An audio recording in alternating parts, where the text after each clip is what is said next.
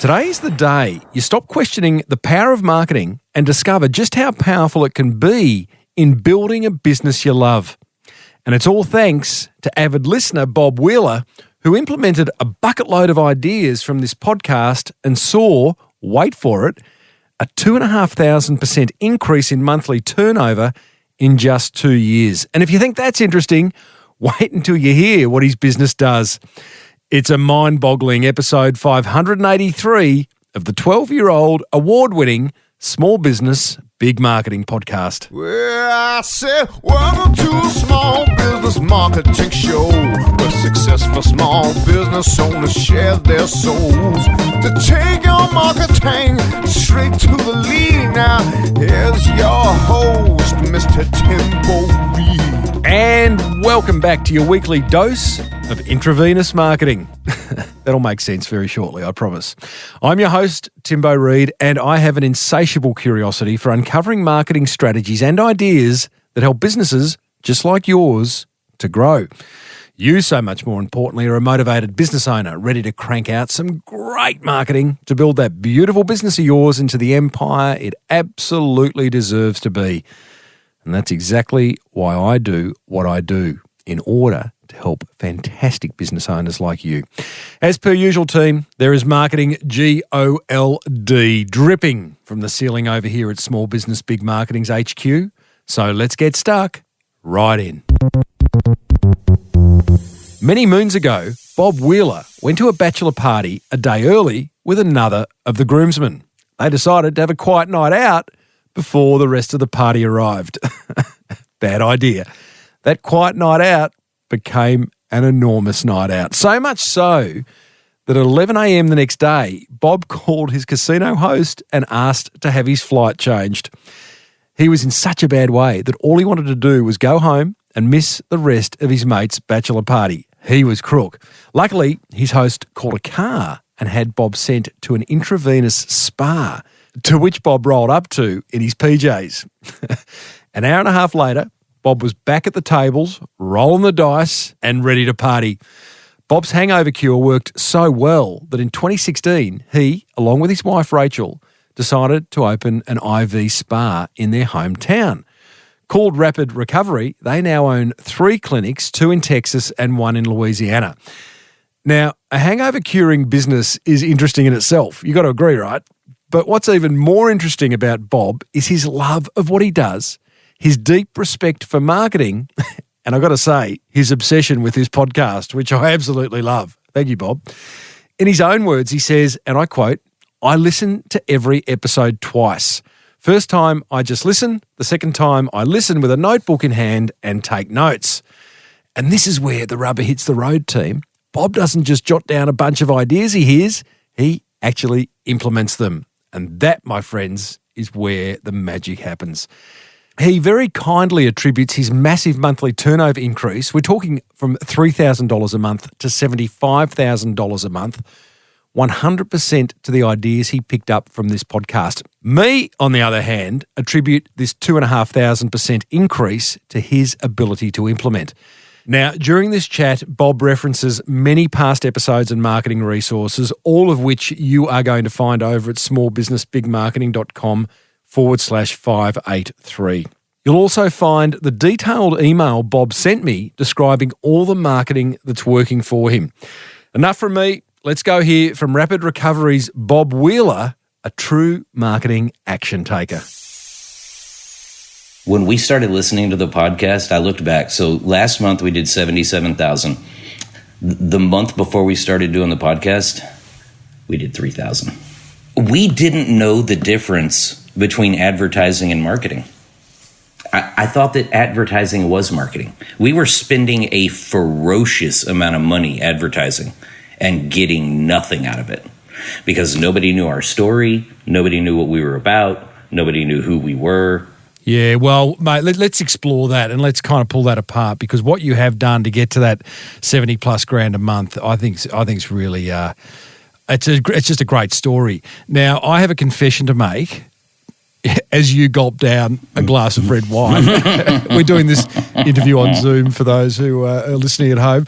I have a hangover, Bob, and I don't get hangovers. I don't drink enough to get a hangover. But ironically, yesterday afternoon, friends popped by and decided to stay the night, and I am rusty, my friend. So, just help me out here. I know you can't do anything from a distance, but is it really possible? Sure we can. Really? What can you do right now for me? I did a video based on something you told me. I did a video on YouTube about how not to have to use our service, about how to avoid a hangover the night before. It involves drinking a bunch of water, taking some B vitamins, eating a banana, taking an antihistamine if you've been drinking red wine, and then set your alarm 30 minutes before you need to get up, drink a glass of warm water, take an Advil, take a multivitamin, eat a banana, go back to sleep for 30 minutes and wake up. And I'm telling you, it works like a charm. And you'd be surprised the number of people who email me and say, man, if it wasn't for your video, I'd have had to come spend $200. It's like, oops, hang on. So let's just explore that, because I noticed in your notes to me, you say most of our blogs teach people how not to need our services. Now, that's a very noble thing to do, and there's the great case study of Geek Squad out of New York, who show people how to do all the electronic stuff they need to do at home, installing surround sound and all that. But the owner of Geek Squad is quoted as saying, it's our best clients are the ones who think they can do it themselves and realise they can't, so they then use our services. You've got a video and you've got blogs teaching people to not use your services. What do you say to listeners who go, why would I give away all my IP and lose that revenue? I think that you lose a small amount of revenue, but it gives people the understanding of two things. One, that you care about them and are not just trying to fleece them out of their money. And that two, you genuinely understand their problem. So there are going to be some people who read my blog about not needing our migraine. So I wrote, based on the show, by the way, I wrote a 27-page white paper, and I did a tremendous amount of research about avoiding migraines, because we get a lot of patients who come in who have migraines. Our stuff works miracles on migraines. And it teaches them how to avoid getting a migraine. And if they do get one, a dozen different things to try to get rid of the migraine. People who get migraines now all across our area, and even actually we look at the statistics, people from all over the country read it, and they know us, and they download it. And so they think of us as that person to go to, and not everybody who reads it and tries those tricks and those tips is going to get cured. Like, they may try something that's in the deal and think, okay, I'm screwed. I've done everything in this deal and it's just not working. Now what am I going to do? Well, their immediate answer is, I'm going to go to these people. It's the most bizarre thing I've grown up my entire life in sales. I was a stockbroker, and I didn't understand the difference between sales and marketing. The more shit I give away, like the more money I make. Don't understand. One point I just want to make for those listening, you're playing the long game, and that's really important. You're not so many business owners play the short game and try to get that instant sale, whether it be through discounting or whatever it may be, and they don't look at that medium to long game. And that's sometimes hard if cash flow is an issue, or there's some element of desperation around needing to keep the business going. Then you are going to play the short game. But the fact that you're playing the long game, people may not need your services right now, but you're sort of putting yourself on their shopping list. It's awesome. Tell me about giving away all this vitamin D, because that's an incredible story. You've taken helpful marketing to another level, Bob. It was an accident. So what we did a bunch of research on when COVID came around, because a bunch of these IV places were pitching their IVs for COVID. And we got a bunch of phone calls, can your stuff cure COVID? Can you do this? And I just told them, I said, those people are lying to you to make a buck. Can I help you feel better? Absolutely. Can we cure anything? Anybody who tells you that's lying. If I could cure it, I can promise you I'd be on top of the Empire State Building with a neon sign, and I'd be rich. I'd do it for 6 months and I'd quit. It's just not possible.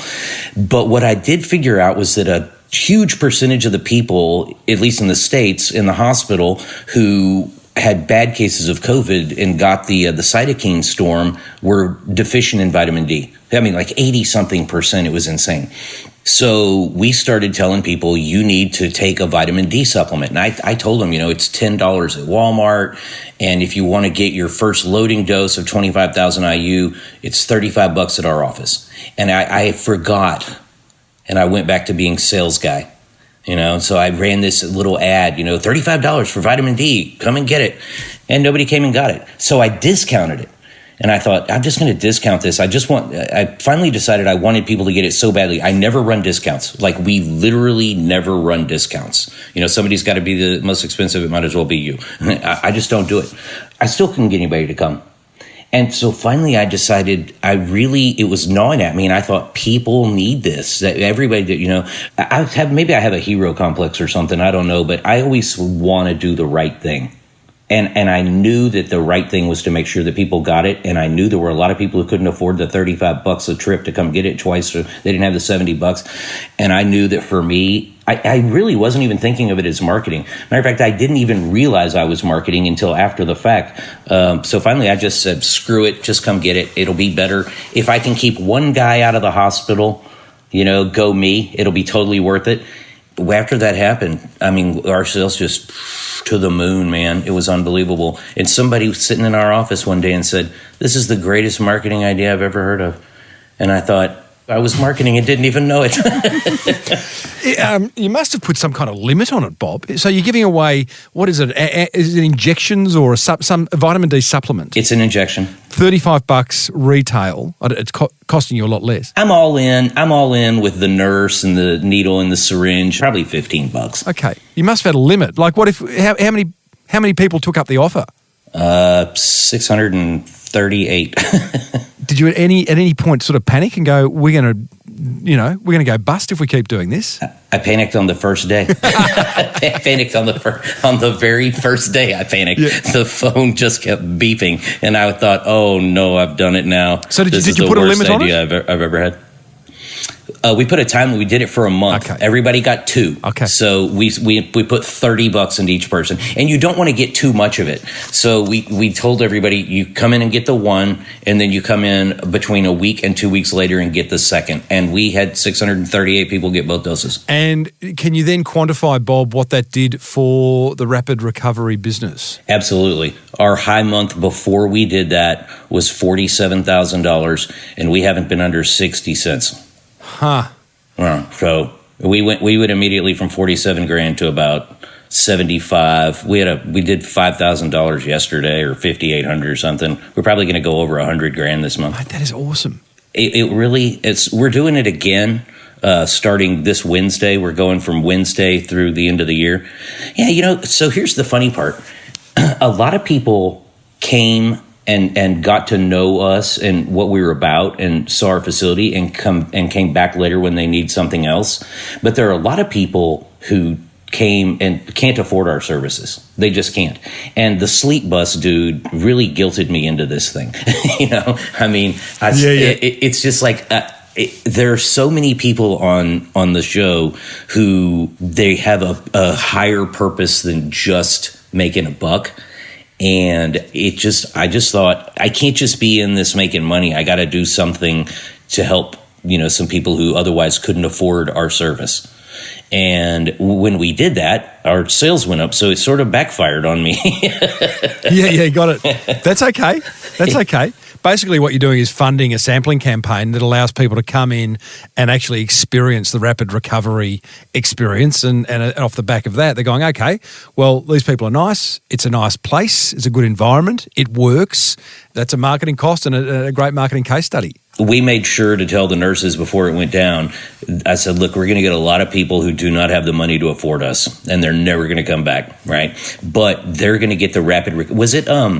Was it Platinum Electricians? Was that the guy who had the 25-point customer service? Yeah, Josh Nichols. Yeah, I noticed in your notes to me you talk about Josh Nichols from Platinum and Paddy Lund, the dentist, both who created unforgettable customer experiences. So to that point, why don't you explain what the rapid recovery customer experience is like? Because I know you've sort of built one out as a result of listening to a couple of those episodes. So I did that from the Platinum Electronics or Electricians thing, and we came home and changed our policies and procedures to have an entire section called the Rapid Recovery Experience.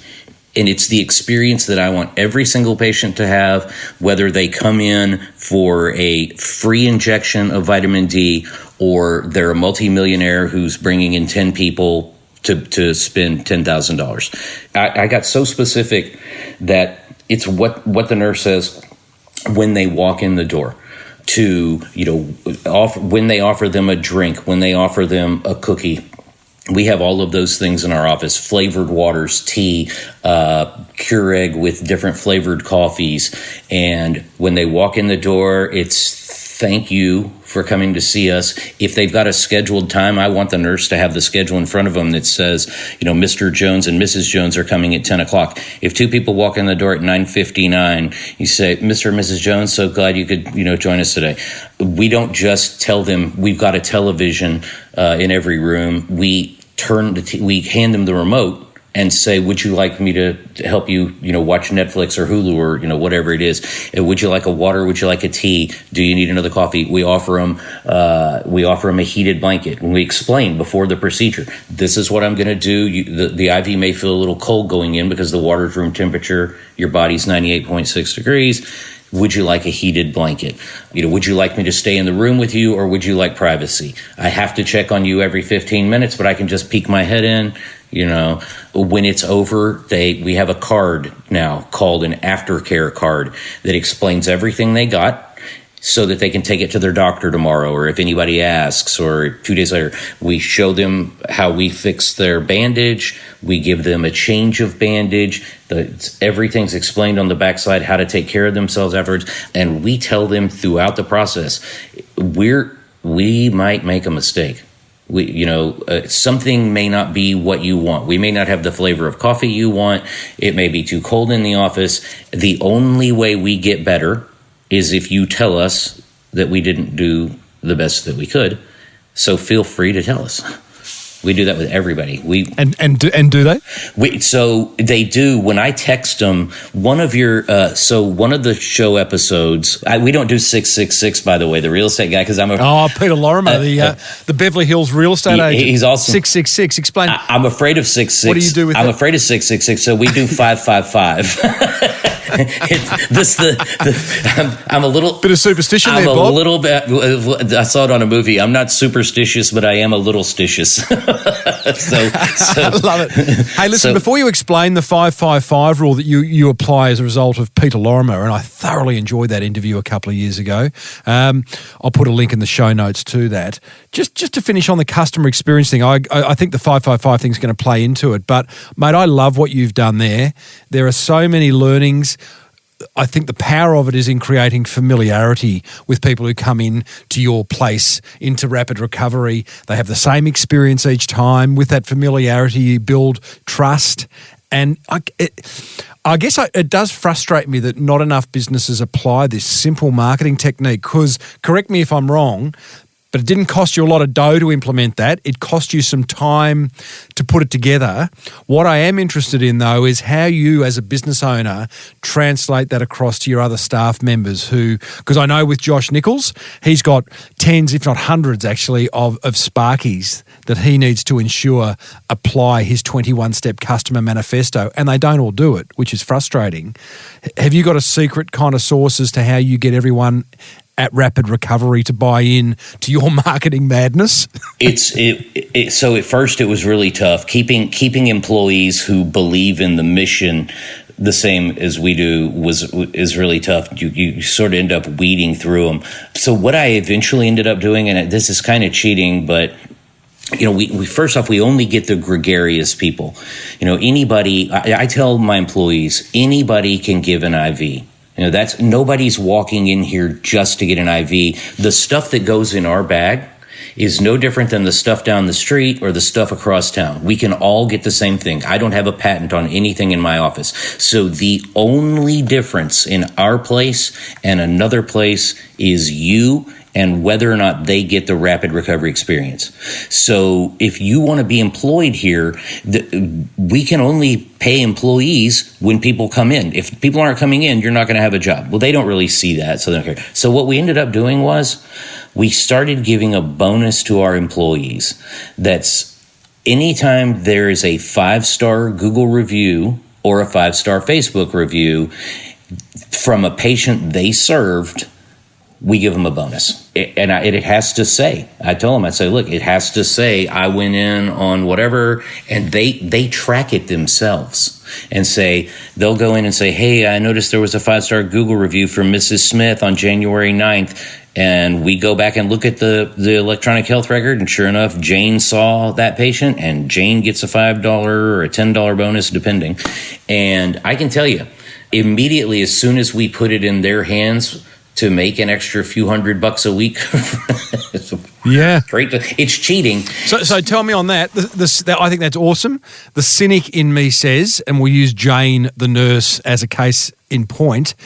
What's now stopping Jane from hassling every single rapid recovery patient she comes into contact with? Hey, don't forget to leave a review. Hey, be sure to leave a review. Did you leave a review? That gets ugly. Does that happen? How do you avoid it? So one of the episodes of the show was about QR codes, or somebody brought up QR codes. So we made a QR code that when they put their phone on it, it automatically goes to our review. And that's everywhere. That permeates our building. It's when you're checking out, there's a little stand that's got the picture on it. It's next to you when you're there. It goes in our email. You always bitch at people about their email signatures. And so our email, after somebody gets a treatment, says two things. One, if you did not feel like you received the rapid recovery experience, please call Bob at, and there's my phone number, or email me at this address. If you did have a 5-star experience, please let Google know by clicking here. And so we tell the nurses, just don't bring it up. You can show them the QR code or whatever, but it's everywhere. They're inundated with it. Plus, they know that we have cameras all over the office. We actually cameras will help every day of the week. One of the things that I love, again, what you're doing is, and I got this phrase from Adam Schwab, a recent guest from Luxury Escapes, and he talked a lot about trust hurdles. And I really like this concept of, identifying those trust hurdles in your business and making sure you overcome them, and anything you can do to make a client or a prospect believe in you and feel very comfortable is a good thing. And you're doing that really well. What were you going to tell us about the 5-5-5 principle that you're applying as a result of the Peter Lorimer interview? So we have... you can't see it because we're not in that part of the house, but we have a little chalkboard in our house that says don't forget the milk, don't do the, and it says, and it has said for I don't know a year and a half now, own 5-5-5. So what it reminds me every time I walk by it is it's a personal thing for me that I know that I have to make 5 phone calls. I have to send 5 texts, and I have to send 5 emails. Every day. And if I don't, so today I didn't because it was my mom's birthday, and we went to brunch. And so I drive around feeling miserable. I haven't done what I'm supposed to. There's something about that 5-5 or 6-6-6 thing from Peter Lorimer that it gives you that personal accountability, and it's an easy thing to do. It's easy. It's really easy. It's just being in the habit of it. You just gotta get in the habit of it and make it kind of a personal responsibility deal.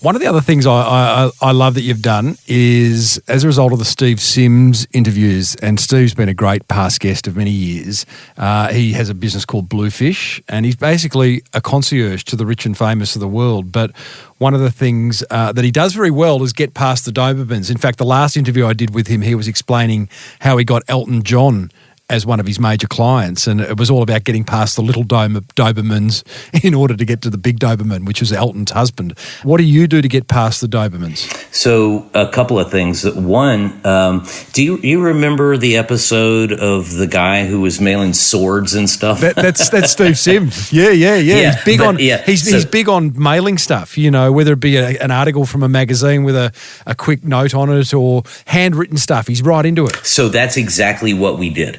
when he did the thing with the swords and all that. So for us, we couldn't do that at the time. I'm telling you, man, when we first started this business, I'm not joking about this. I was drinking $3 a bottle of wine called Bay Bridge. I mean, we were, man, it was bad. There were plenty of times that I would get on our credit card thing and I would stick my credit card in to do sales so that we would get money into our checking account so that I could then pay my employees. So it was not fantastic right at first. So we couldn't do swords, but we bought we bought these tumblers that have our logo on it. By the way, we got the logo from Design Crowd. That was a great idea. It's a pretty good logo too, I must say. Oh, thanks. Yeah, I love it. We got like 6,000 or 5,000 or something, submissions. It took us more time to weed out the ones we liked than it did to do the whole process. But so we did these, and we would mail them to physicians, or we would mail them to the safety officers at oil field companies, or to the owners of landscape companies. And it was, $20-$30 or something, but we were playing the long game, and, we're looking at it, we're like, oh God, we sent 20 of these out, that's $600. What are we going to do? And we just had to have faith that we're going to send $600 worth of these out, and all we need is one of those people to listen to us. And so we would send it with a handwritten note that said, you can stay hydrated by drinking these 30 ounces of fluid, but how are you going to keep your guys hydrated in the field? Or, something to that effect. And then when we would call them later, they would take the call because we were the person who sent them the cool cup, and that worked out swimmingly well. Now, sometimes I'll be in the grocery store or something and I'll see somebody with one, and that's a really cool thing. Oh, that's a lovely reward. Yeah. Yeah, we love that. One of the things you've done well, Bob, is also embrace search engine optimization. And I know you're a big fan of a past guest of mine, Harry Sanders, who at the time, young bloke out of Melbourne in Australia, was awarded Best SEO Agency in the World by SEMrush. So it's pretty impressive stuff. And I know you use Harry to this day. Tell me about, because SEO is just one of those, it's incredibly important. But I know there'll be a whole lot of listeners right now who are nodding their head when I say they're probably knocking back 5 phone calls a day and 5 emails a day from people saying, we'll get you to the top, onto page 1 of Google, and you just need to do this and this is. But you've had some great success with SEO. I'm not asking you to plug Harry here. I am interested in what you've done differently by embracing search engine optimization. I bought the Hawk Academy course for $50 or maybe it was 40. Our website was a joke. It's terrible. It was terrible. I didn't realize so it looked pretty. I didn't realize all of the important parts about content. I just did not understand how important the content was at all.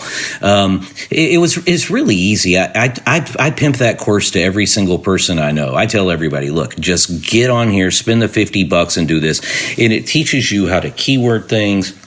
Go to Google search and find out in your industry what the most important keywords are, how to put those on there. But it really goes over content a whole bunch. I mean, it's not just a technical course, because I have a hard time with my television, but I mean, it's something that you can, work your way through. It's really actually pretty easy if you just pay attention to the steps, but the content stuff that I learned. So the blog, that's another one. You're always harping on people about doing blogs, and I never really did one. I tried a few and, I didn't see anything out of it. And I assumed, like with every other one of the things that I was doing when I first started, I assumed I'm going to write a blog. People are going to read my blog. They're going to come buy IVs from me. I'm going to get rich. Well, I write the blog. Geez, that sounds easy. Yeah. Nobody reads the blog. I'm looking at the numbers, and I'm expecting that it's going to, traffic's going to skyrocket. And, of course it never did.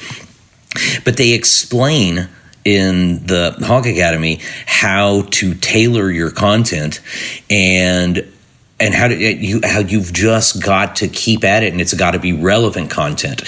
So really, when I tell you that most of my best, most read blogs are the ones where I say, when I look at a problem and I say, are you having this problem?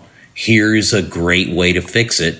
If it doesn't work, you can call us. but why waste the money if you can fix it yourself? Here's how to do it. And I'm telling you, there's something called authority score, which I really do not understand at all, just to be honest with you. It's some measure that you can look at on the internet. And I bought that SEM Rush thing. Oh, yep. Yeah, I bought it. It's fun to look at, and you get to look at your competition and see what they're doing and all this kind of crap. But yeah. So it's mine went like this. Like yours went up north. Oh man, from like 0 to way up there. Yeah, no doubt. I think there's a couple of points you make there, because one is, and I know there are many business owners out there who are blogging and are a bit frustrated by the fact that, it's not producing those instant sales results that you were expecting. But there's two other things to consider. One is blogs and other content forms, whether it be a podcast or a YouTube video or whatever it may be, done well, provide great fodder to Google to index your website and another opportunity to rank it. So that's really important, because we are who Google says we are. And the other part of that, and I think we forget this, is the one-on-one marketing. We look at blogs and we think, oh, that's just amplification. That's just, I write a blog and the whole world sees it. Well, they don't, because there's a lot of blogs out there. But when you have a patient or a prospect that calls you and says, hey, listen, tell me about these vitamin D drips that I can have for hangovers, you would still answer that question on the phone or face-to-face. But being able to, at the end of that conversation, offer to send them a link to a blog or a video or a piece of audio that you, the business owner, have created that goes into even greater detail in answering their question, that positions you as an expert. That positions you as a trusted authority. And that's where that really gets interesting, that whole blogging thing. It's really not as hard as I was making it. When it became easier was when I just decided to be myself. And that's when our readership went way up. I was trying, it was still the sales guy in me. I was writing the whole blog as some sort of salesman. And then I just realized I'm just going to get out there and who was the guest who said, better done than waiting for it to be perfect? Oh, like every second guest? Yeah. So finally I just said, screw it. I'm just going to do it, and I'm just going to be me, and I'm going to do it. And so amazingly, after I quit trying to be the sales guy, the blog started getting read, and people started replying to me like, wow, I read your blog. This is the greatest thing ever. And I used that. So, Bob, just explain that shift, that mindset shift, if you could. You obviously, you talk about there was the sales guy, Bob, writing these blog posts, which obviously had maybe a tone of desperation, come and buy this and this will happen, whereas you put that aside and just you almost tried to write as you speak. You're laughing. That is, is that what happened? That is what I do. It might have been... Is the guy named Jason Foss, the guy with the beard from the tribe? Yes. So yes. He has a little YouTube channel, and one of the things that which I watch and love, in the tribe, he said to me in a post, he said, "Why don't you just tell the truth and be who you are and see how that works?" And it was easier to do that way, by the way, without having to constantly think about, some formulaic deal. So I did it more often. And eventually a couple of them started getting some traction. I would notice it would say, your most visited page today was, and I'm looking and it's like, how is that possible? I wrote that 2 months ago. How's that possible? I wrote that a month ago. And it just started picking up, and people started sending it to their friends. And it really encouraged me to write the book, which, by the way, I stole from another episode. No doubt. We've talked about self-publishing a few times. So tell us about the book. What's it called? How does one get it? What's it done for your business? So every bit of it is stolen from the show. So there was an episode about repurposing content. Yes. Where you can make a blog out of, you take a blog and you can make a video out of it, or if you've got it in a video, you can have a transcript of it. If you've got audio, you can make a transcript of it. So I took all of these blogs that I'd done over a year or so and realized I have an ass load of content here. I need to do a book for the authority of it. And, because it positions me. Now, there are literally people who say, that's the guy who wrote the book. And I was like, So basically, I did the self-publishing thing there was somebody else on the show. There was a link in the, there was Andrew Griffiths. Yeah, there was a link in the show notes. I went to the link in the show notes. It didn't cost me very much money. I think I paid $6 or $7 a copy or something. And I decided, in tune with the whole being helpful thing, I'm just going to give them away. I literally didn't even have them for sale at first. And so we would take them to events, and people would just pick them up like candy. And I thought, well, I'm kind of wasting $8 a pop here, But sure enough, we'd get a phone call. Somebody'd say, hey, my brother-in-law had this book about IV therapy, and I've been thinking about it. Are you the guy who wrote the book? I love it. I'm the idiot who recompiled a bunch of blogs and added another 800 words to it. But yeah, I'm that guy. Don't say that. Don't say that. You have taken the initiative and you have created a book. How you got that book together, it doesn't matter. As long as the book's helpful, and I'm sure it is. What's it called, Bob? It's called This Shouldn't Hurt a Bit. It's kind of a play on, if you go somewhere and it hurts, you're probably at the wrong place. I love it. There are a lot of real sham businesses in our industry. Very, very scary.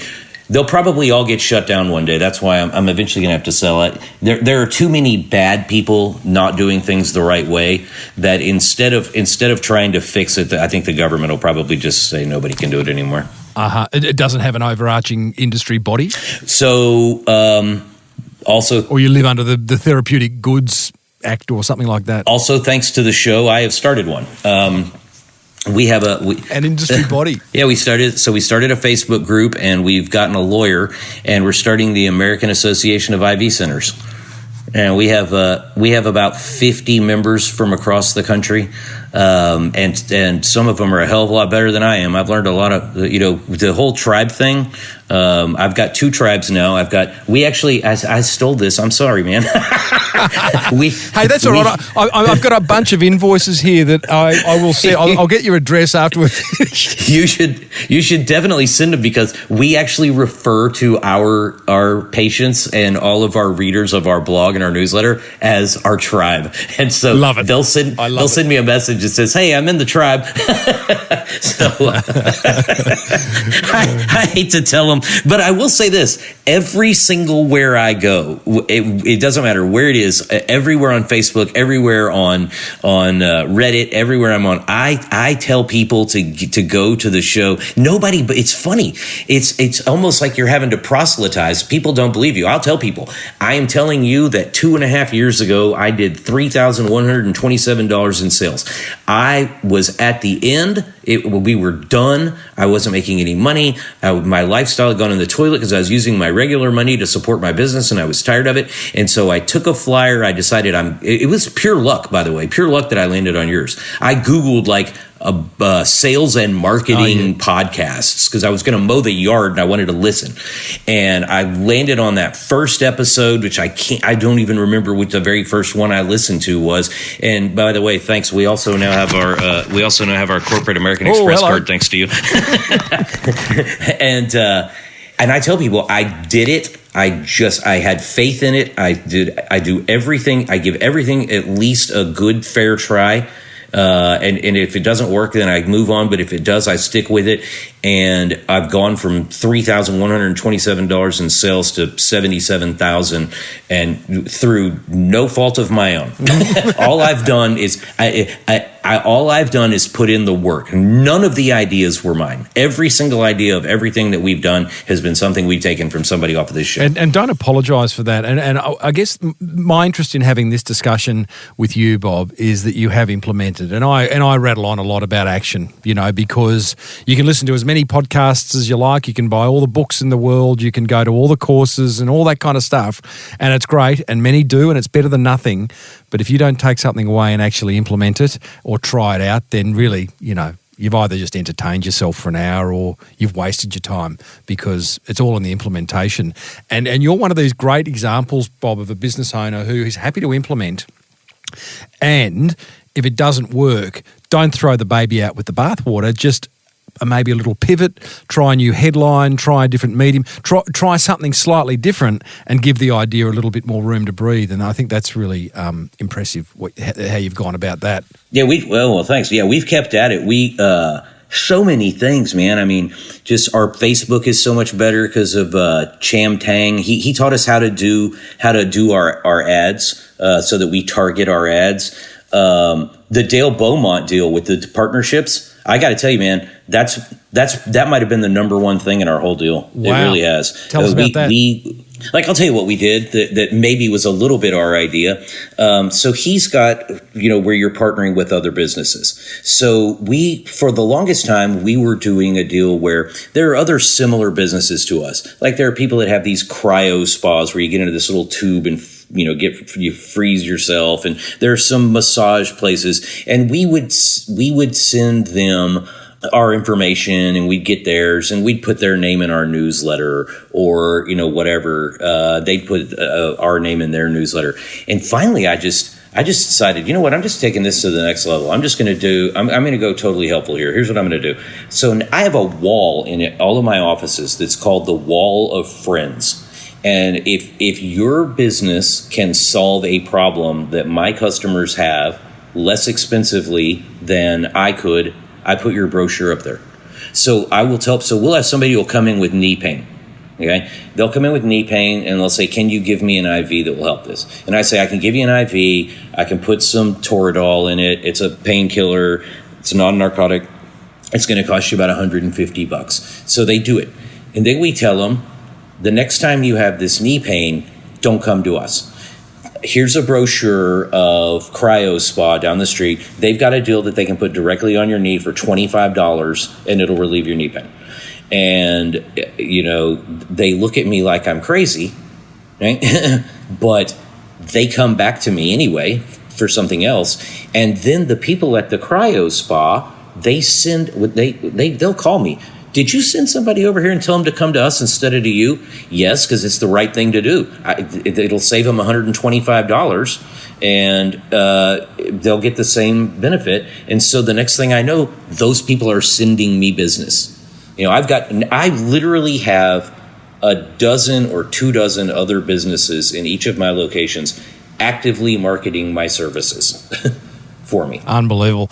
Bob, I talk in my keynotes when I am lucky enough to speak at a conference, with they're few and far between at the moment thanks to COVID, but at conferences I talk about many of the business owners, of the successful business owners that I speak to, they talk about marketing as if it is a hobby. They don't mention the word hobby, but it is a hobby. When something's a hobby, you find time for it, you enjoy it, you put it in your diary, and you really can't wait for the next time for it to come around. And you are in that category. Marketing, from what I can tell, is a hobby. You've got a smile on your face. It's not an expense. It's not a pain in the ass. It's an investment. You see a return from it, and it's actually bloody fun. And that's what I love about what you're doing. I don't think anybody should have a business if they don't look at it like that. So if I'm sitting on my couch on a Wednesday night, I always think to myself, what can I do? I'm trying to think of something. Can I create a new partnership? Can I do? Because if you don't love it, do you really love your business if you don't love promoting it and marketing it? I mean, I would rather do that. Yeah, absolutely. Than really just about. We kayak and we hike. We own some property up in the mountains, and we enjoy doing that. But I enjoy doing this just as much because first off, I honestly feel like I'm helping people. Like I really feel like if I can get my message across to somebody, whether they use my services or not, they're going to learn something, and I'm going to be helpful to them. And it's just fun for me to watch it grow. Now, I'll admit, in the beginning, when I was just advertising and I wasn't marketing and I didn't know the difference, there was nothing fun about it. But if you make it push, if you just make it fun, oh yeah, I did no pulling at all. I just did pushing. If you make it fun, I enjoy the shit out of it because it's fun to see that I did that. It grew. Plus, that's the other thing. It's like I was saying before about the hero complex. If you can help somebody and make a living at it, what, are you kidding me? That's awesome. You are off to the races. Hey, Bob Wheeler of rapidrecoveryroom.com. I think you're awesome. I know you love the podcast, and I'm so grateful for that. And really, well done to you, buddy. It's a pleasure for me to be able to share that kind of information with you on a weekly basis, and know that you're listening and implementing, even if no one else is, mate. And I just think it's awesome. So well done. I'd like to have you back on in a couple of years' time for you to tell me that 75 grand a month is now, I don't know. I'm not going to say double, quadruple, quintuple. I don't know. Is that a word? But it's a lot bigger, man. If it's not, let's make it, because we've got 2 new offices opening in January. Oh, well done to you. I'm going for the moon, baby. Well, I love it. RapidRecoveryRoom.com. Bob N. Wheeler, you're a superstar. Thanks, brother. Thanks, brother. You made it all happen, I promise you. Well, there you go, team. Avid listener and founder of Rapid Recovery, Bob Wheeler. You'll find links to all the resources and past episodes Bob mentioned over at smallbusinessbigmarketing.com/583. You know, there is so much to love about the way Bob goes about his marketing. So it wasn't easy getting it down to my top 3 attention grabbers. But here goes. Attention grabber number 1. It would be absolutely remiss of me not to acknowledge my love of Bob's ability to implement, to take action. I've said it before, ideas remain ideas if they're not acted upon. And dare I ask, how many ideas are you sitting on but not making effort to bring to life? Maybe next year it's the year of taking action around your marketing. Attention grabber number 2. I love Bob's belief that all business owners should have a higher purpose than just making a buck. Very consistent across the hundreds and hundreds and hundreds of founders that I've had on this podcast. They often have a higher purpose than just profit, than just money. It seems to work. Attention grabber number 3. I love how much thinking Bob puts in to the Rapid Recovery customer experience. I say it time and time again, team, but this small marketing play can make a big impact when trying to stand out in a crowded marketplace. And one of the links I'll put over at smallbusinessbigmarketing.com/583 will be to an episode I did with Josh Nichols, who has also nailed customer experience. That's what grabbed my attention. Oh, I so wish I could say, here's what grabbed listener such and such's attention, who called the Small Business Big Marketing hotline on 0480 015 150, but I can't. Because again, no one did. Must be that time of year. At least Bob loves me. Well, that brings 2021 to a close. What a year. I hope business was good for you this year. It's been tough for a lot. Real tough, including mine. With no conferences, my business took an 80 to 90% hit. But I'm still here to tell the story, enjoying what I do. Love bringing you these marketing insights and ideas and amazing business founders. But I hope you had a good year. If COVID has impacted your business in any way, keep your chin up. Keep doing what you're doing. If you're out of business, I hope you find something new to get into. Maybe you've had to go and get a job. Maybe you've started something new. Maybe you're considering what to do. But I hope this show has had some kind of impact along the way. And thank you so much for being a part of it. You guys are ace, and you are why I do what I do. I'll be back with brand new episodes in February 2022, so look out for that. In the meantime, if you're ready to create some helpful marketing, then grab a copy of my book, The Boomerang Effect, over at smallbusinessbigmarketing.com. And if you're loving the podcast, you'll find 582 more episodes on your favourite podcast app. As has been the case for the past 12 years, it's been me, Timbo Reid, cracking the whip, front of the mic, whilst Muso to the Stars Lockie Doley softens things off with a fancy jingle and music bed, ready for producer Romy Sher to weave her magic. Until next year, team, thank you so much for tuning in. May your marketing be the absolute best marketing. Stay well. Bye for now.